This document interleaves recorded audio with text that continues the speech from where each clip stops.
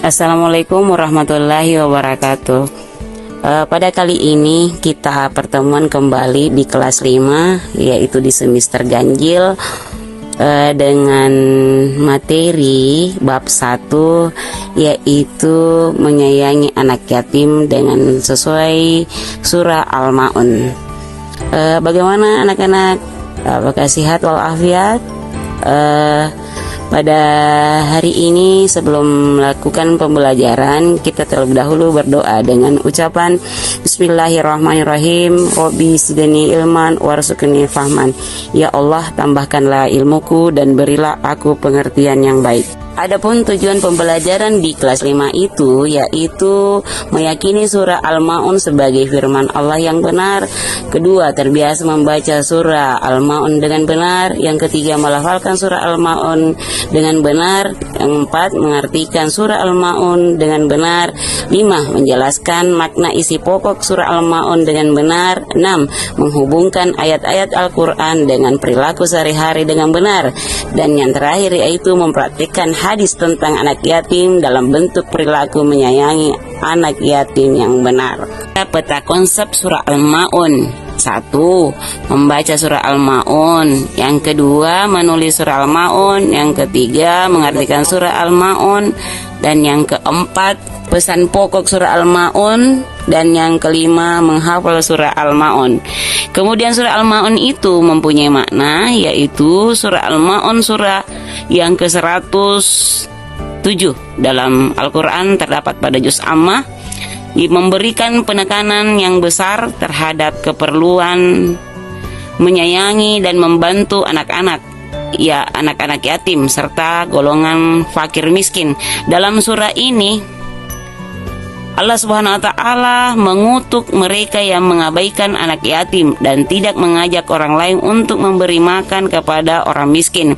Surah ini menekankan pentingnya amal kebajikan serta menunjukkan bahwa ibadah yang sejati bukan sahaja dalam bentuk ritual semata-mata, tetapi juga dalam tindakan sosial yang membantu mereka yang memerlukan. Mari kita mendengar baca surah Al-Ma'un melalui video.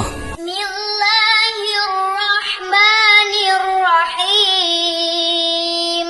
Ara'aital ladzi yukadzibu biddin. Fadzalikal ladzi yad'ul yatim. Wala yahuddu ala ta'amil miskin. Fawailul lil musallin. Alladzina hum an salatihim sahun. Alladzina hum yura'un. Wa yamna'unal ma'un.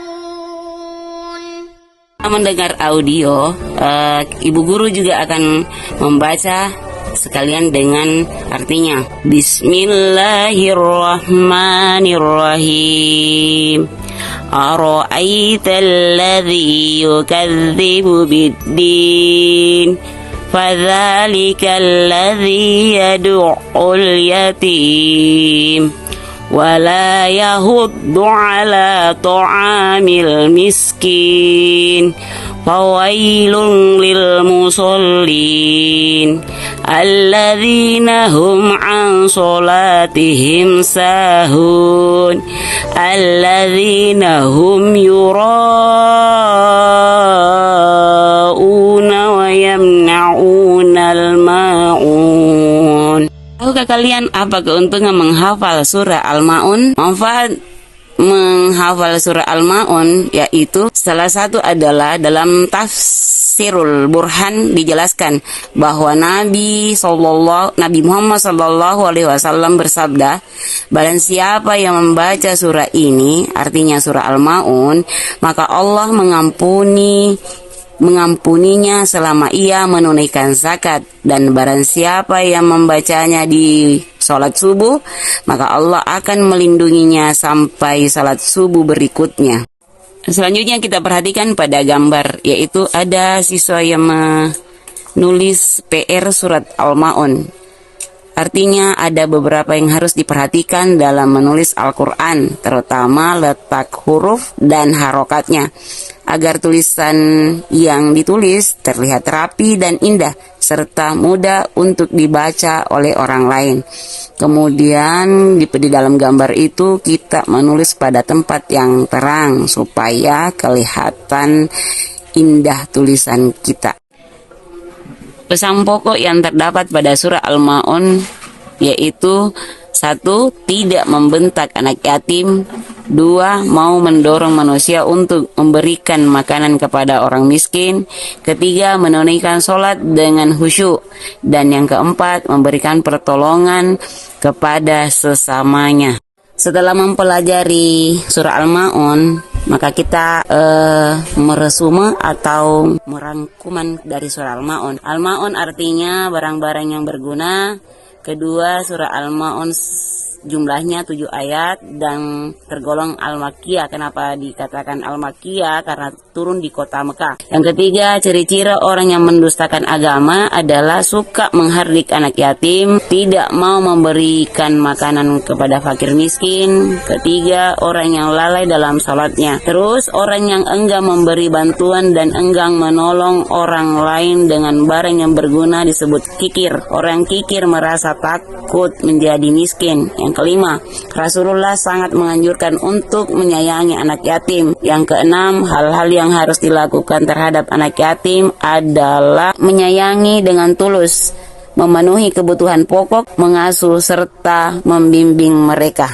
Setelah kita merangkum, ayo latihan bersama yuk, yaitu dengan mengerjakan soal-soal berikut.